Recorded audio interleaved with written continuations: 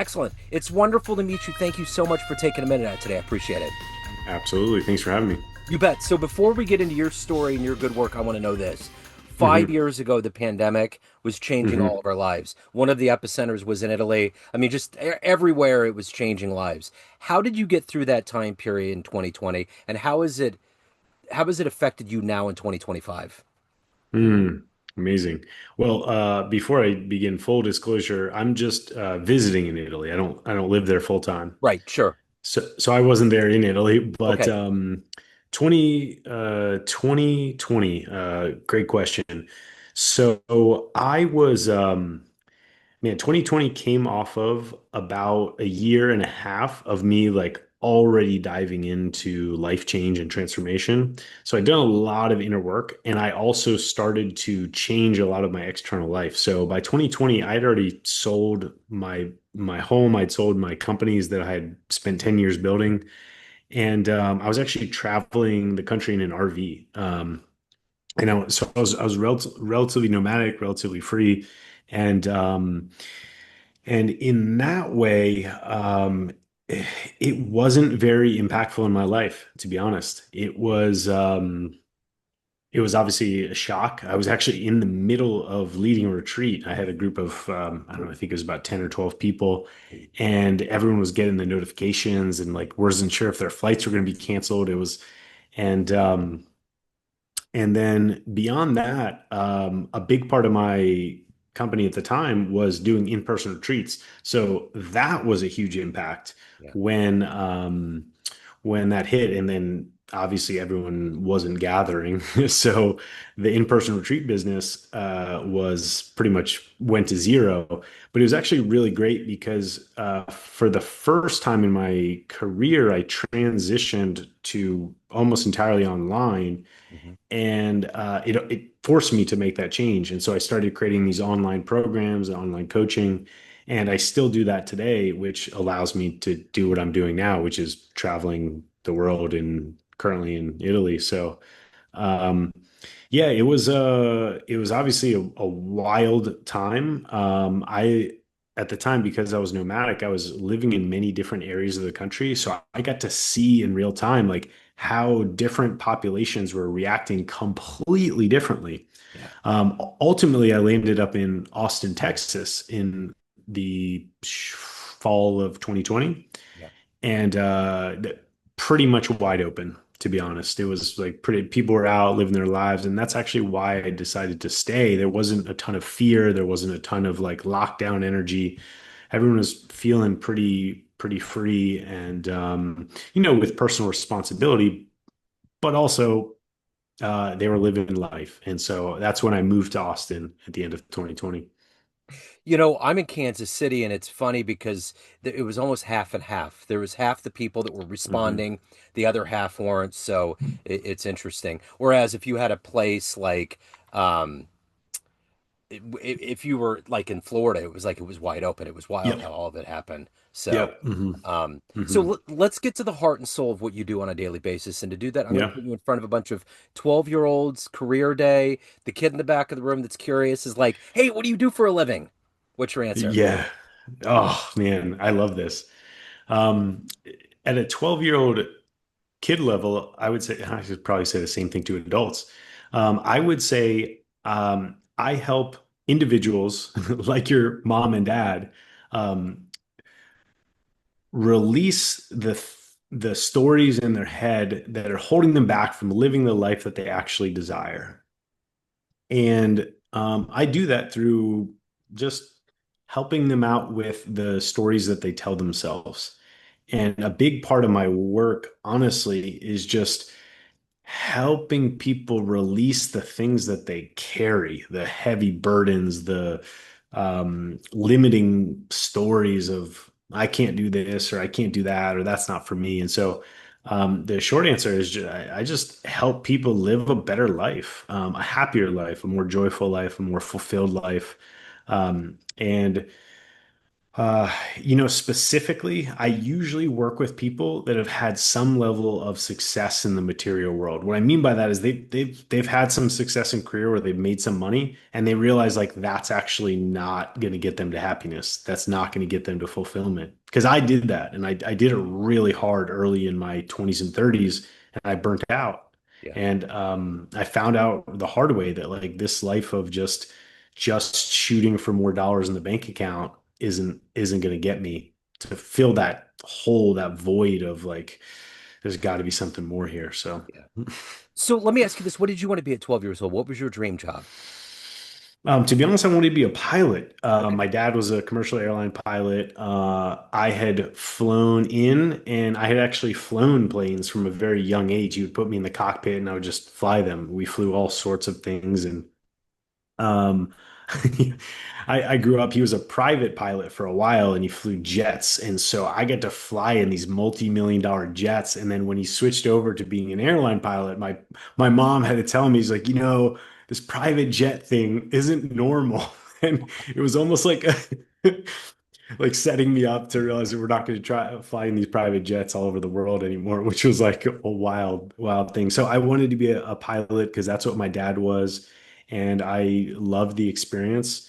Um, Later on, I learned I became a pilot just for personal like enjoyment reasons, and I realized that wasn't my career path. But that is one of the main things actually that a lot of people go through life with is they just end up doing something like what their parents did. That's a really common thing actually. Yeah. So talk to me a little bit about these elements that were planted into you that made you want to hmm coach, that made you want to get to a point where materialism wasn't the thing, money wasn't the thing. There was a wellspring of happiness that you were going for and you want to give to others. How did you hit that point? Oh man, the hardest way possible, Joe, by completely burning out mentally, emotionally, physically. I had a stress-induced brain injury in 2016 that in February 2016 that pretty much it stopped me in my tracks of this like go, go, go, go mode that I was on. And I was competitive. I was a competitive athlete at the time. I was what I would say competitive in business, and I was growing a few companies, and I just worked nonstop.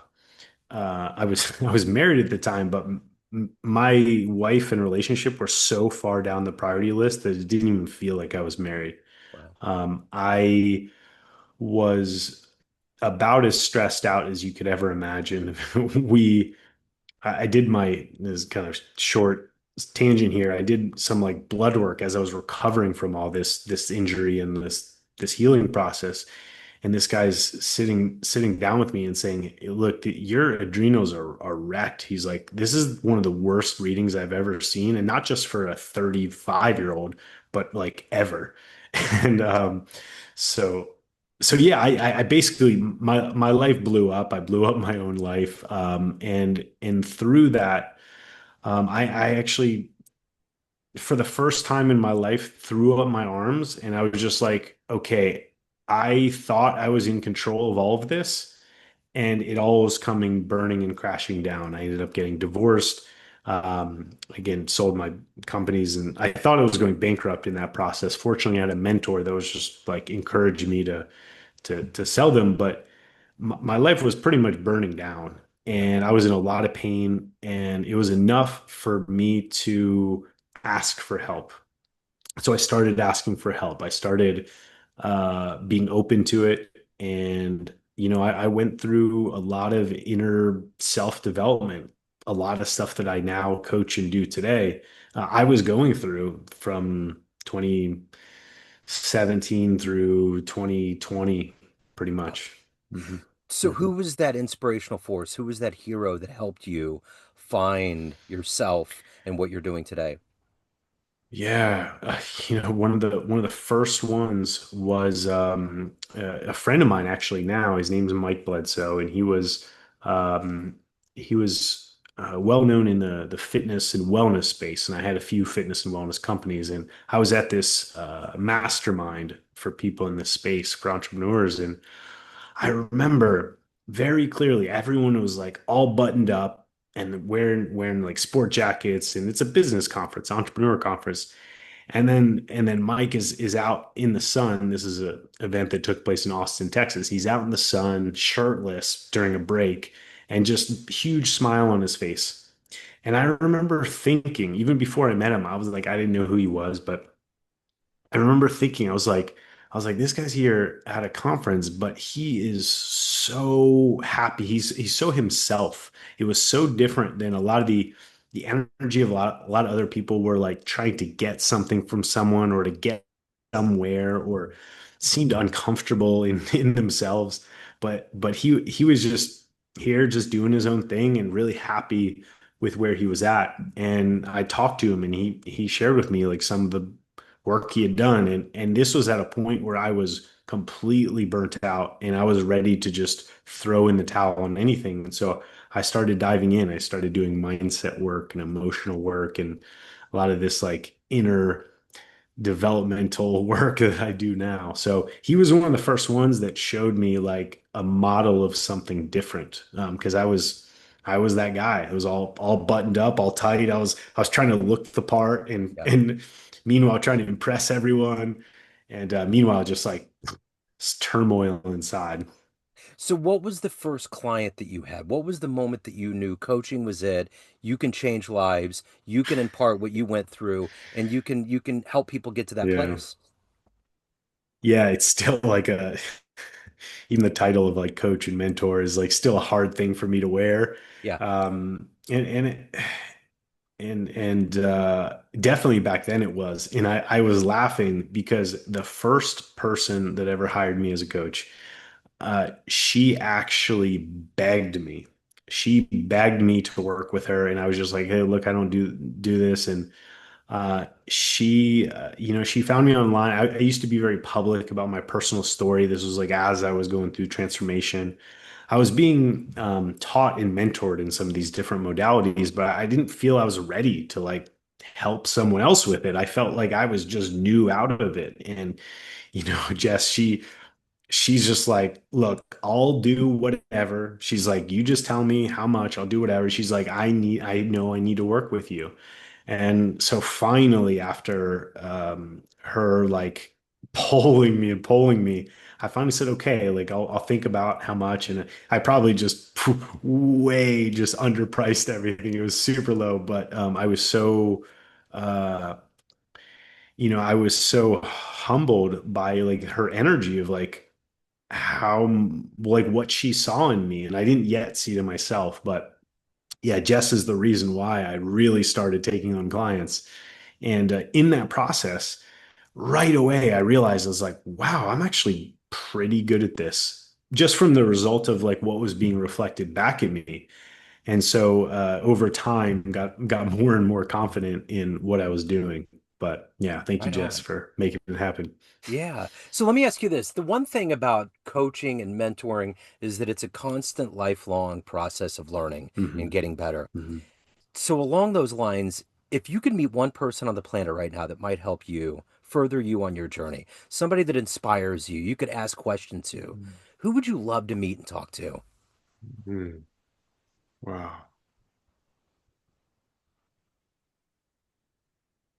Hmm.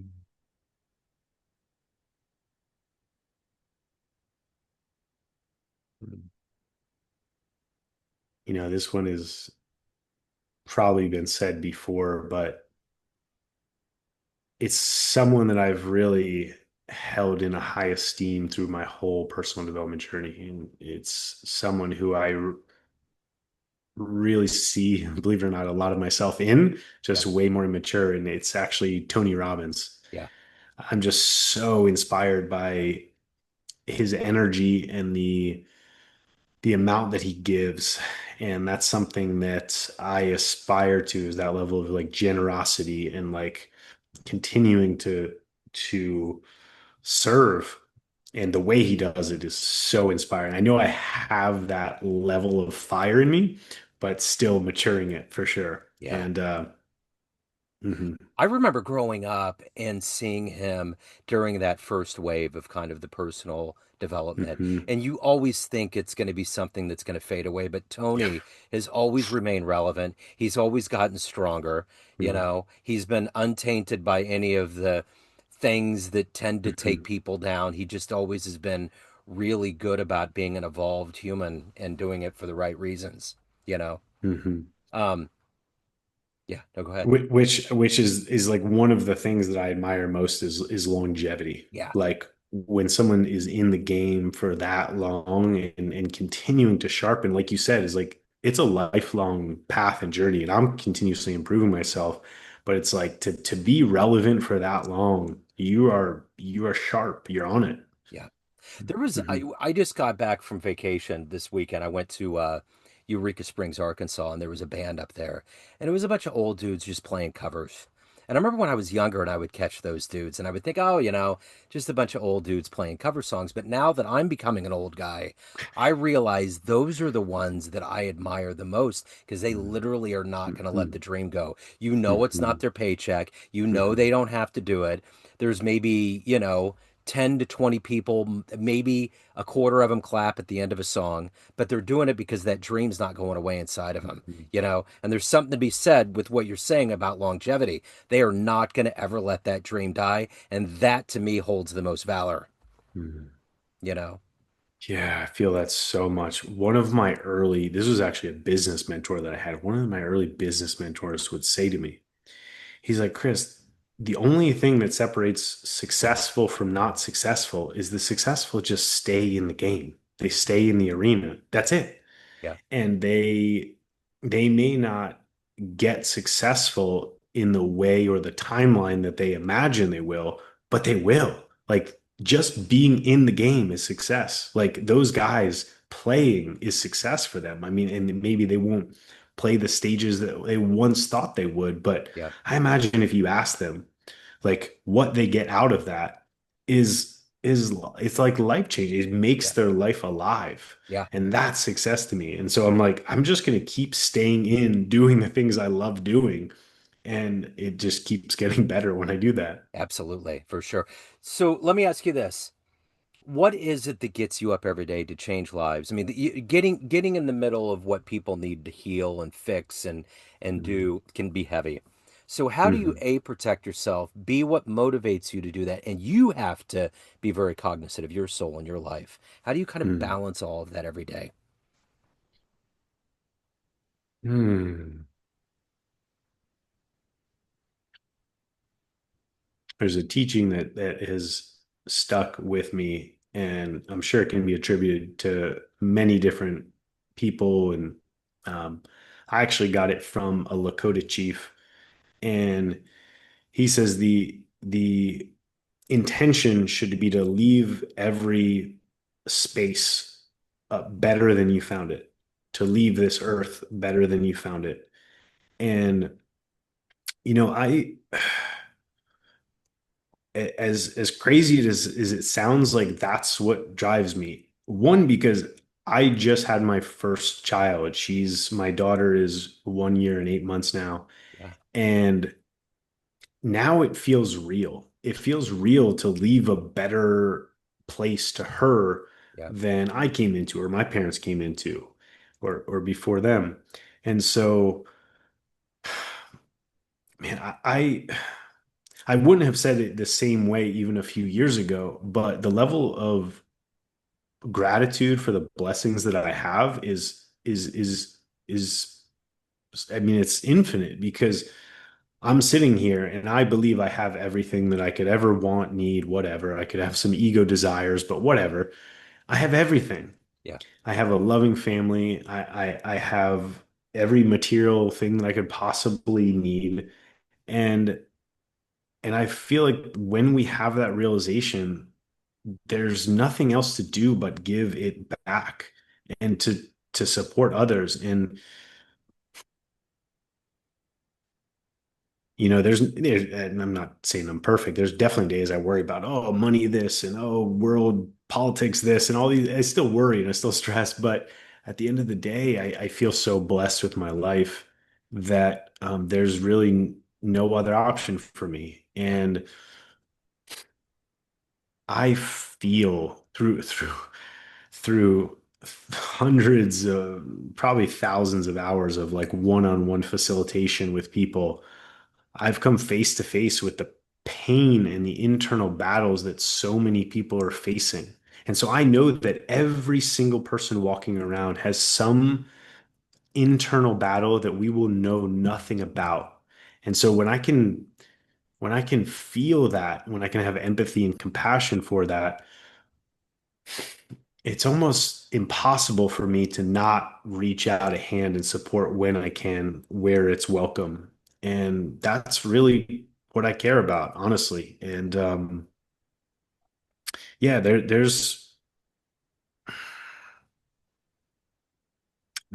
and I mean, the other thing is that I don't feel I'm special in that. I think that what I was getting is that I feel that we all have that ability. Even just like smiling at a stranger Yeah. is a way that we can brighten another person's day or lift them out of that internal battle that they're in. And so it's yeah, some crazy combination of all those things. Yeah. And yeah, and I love it. Yeah. Yeah, I would be lying if I didn't say like this isn't like hard work for me. I love it. And I love every second that I get to be doing this work. The other part of your question was around like protecting myself and my energy. And again, I learned the hard way. I would go through in these sessions and these retreats and just get drained and wrecked and just like in sick afterwards and recovery. And so I learned through some teachers and just some practices to help like be sovereign in myself. And now where I'm at, I realize it's not my journey. I'm just supporting them on theirs. A lot of times I would kind of fuse my journey with their journey away, and I'd be really attached to how their growth was happening. And that's just not I'm just not there anymore. And I completely release um, whatever their process is. Yeah. And that letting go of that attachment allows me to just not take on anything that they're going through. So I would imagine part of you, a dream would be to catch somebody before they have a total breakdown. You Mm. know, get to that point that hopefully someone could have done that with you. But along those lines, if anybody out there is listening and it's really, really hit them with what you explained, where all kinds of levels of you got to that point, what would you recommend to somebody to do if they feel like they're knocking on that door? Yeah. Such a great question. Um, we're some silly evolved chimps, but we just seem to really learn well from pain. Yeah. We're we seem to love learning from pain. And so I think where most people are at, that pain is a stimulus for change. Now, the one thing I didn't realize was that any amount of pain can be enough. Any amount of discomfort with your life or your physical situation, your relationships, any amount can be enough to say like, nope, I'm not doing that anymore, and then start leaning towards change.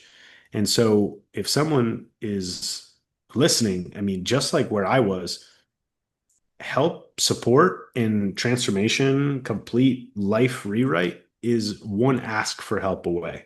And so it definitely doesn't need to be with me, but there are infinite people in this world that are open to helping and ready to support, but someone has to be open to it and asking for it. I believe that's so true because I look back and there were so many people in my life when I was head down, I wasn't listening to anyone. There was people that were pointing this out to me. They were telling me like, "Hey, like maybe you should pay attention to this. Like your health is getting this." And I had people and I was like, "Nope, nope, nope, nope, nope." And so the first step in that shifting from pain and being in a place where you feel you need help and support is just asking for it. Even just saying out loud, like, I'm open for support, I'm open for help in whatever way that comes. Yeah. And it seems a little bit woo woo, but once you make that declaration and that statement, help will show up. It may be in not the way you imagined it, but if you continue receiving that help and support, more will show up and more will show up and more will show up. Um, and yeah, it's a tough, this is a tough game we play as human beings. It Yep. really is. This game of life is a tough one. Yep. And everyone has a different version of what that tough is for them. And yeah, there's no comparison, no judgment, no, it's all completely relative. Yep. I have, I'll briefly share, like I've worked with a lot of people, and it's wild to hear stories where some people will be relatively unaffected by things that other people would look at and say like, wow, like I couldn't even survive that. And then other people will share things that are seemingly, like relatively, don't seem like a big deal, but it has impacted their entire life. Yep. And that happens all the time. And so it's not a competition thing at all. And so I think that's one of the things that people get into when they have their own things going on. And they're like, oh, I can't ask for help. Like they probably have it worse, or they're going through their own stuff. And that's one of the limiting beliefs that keeps us stuck. Yeah. We really are tribal communal beings, and we want to do this life thing together, but it's ourselves that closes us off to other people. And so the more we open to that, the more we reach out and ask, the more it's going to come in. It's interesting because I think about it in terms of travel, especially being nomadic. If you're open to whatever can happen, I mean, staying true to who you are, there's all kinds of wonderful things that can happen. Mhm. So, in all of your travels between being in the RV and being in Italy and traveling around the world, what's one of the more unique like memories that you have from travel, being open to it and just having whether it was a beautiful place, the people were awesome, just a scenario that was just special. Yeah, I'll use the one that's most present to me. I just 2 weeks ago, we were in Portugal, and we were I'll share. I won't share details, but we were doing something called the Sundance. It's a Lakota tradition, and I participated in it. And I was there with a few friends, and they were sharing about this place that they were going to next. And old me would have been like, ah, no, after this, we got flights already to Italy. We've got this place booked. And they were sharing about it, and I was looking over at my wife, and we're like, this is the exact thing that we have been talking about, that we wanted. And it wasn't anything huge. It was like another retreat, but it was like a family friendly thing, and we wanted to get our daughter in with other kids that were, it was big around like music and stuff. And so in a very sacred way. It was like ceremonial sacred retreat, but it was music and a lot of kids around and play. And we're like, this is exactly what we were talking about for like the last few months. And here it is.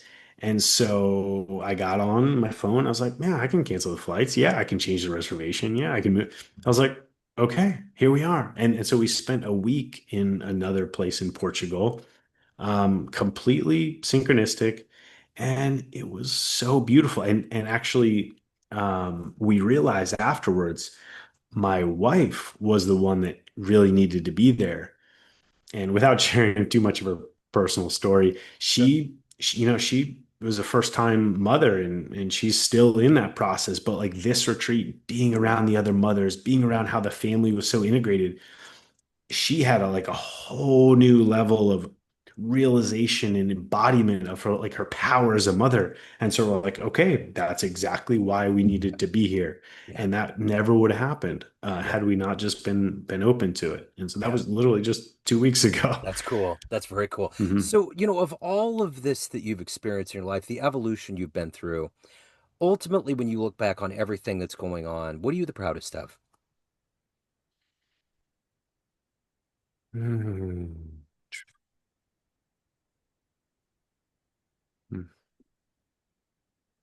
I'm I'm the proudest that I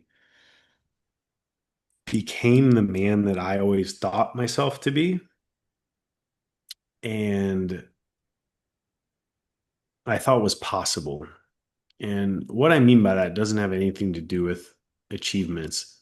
I I can say that I am kind, I'm a incredible father, I'm a great husband. I have amazing friendships because I nurture them. I speak honestly, I have integrity in my life, and like all of those things I wanted to be Yeah. 10 years ago. And I thought I was working towards them, but I've actually done it. And you know, the whole journey I'm proud of, like every single step of the way.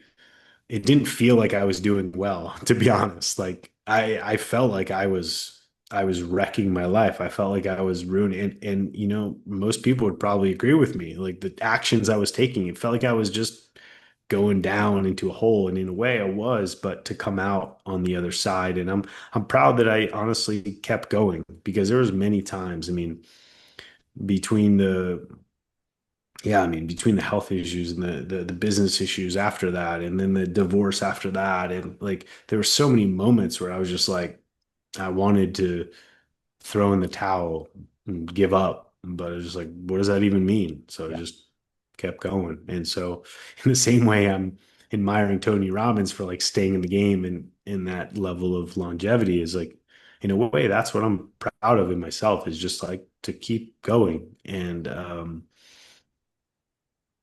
Hmm. Yeah, and to write my own story, honestly. Yeah. Write my personal life. Absolutely. So at the end of the day, everyone has a perception of you, family, friends, clients, hmm everyone that knows you, but you run the show. What's your perception hmm of you? Who do you think you are? Oh, that's a phenomenal question, Joe.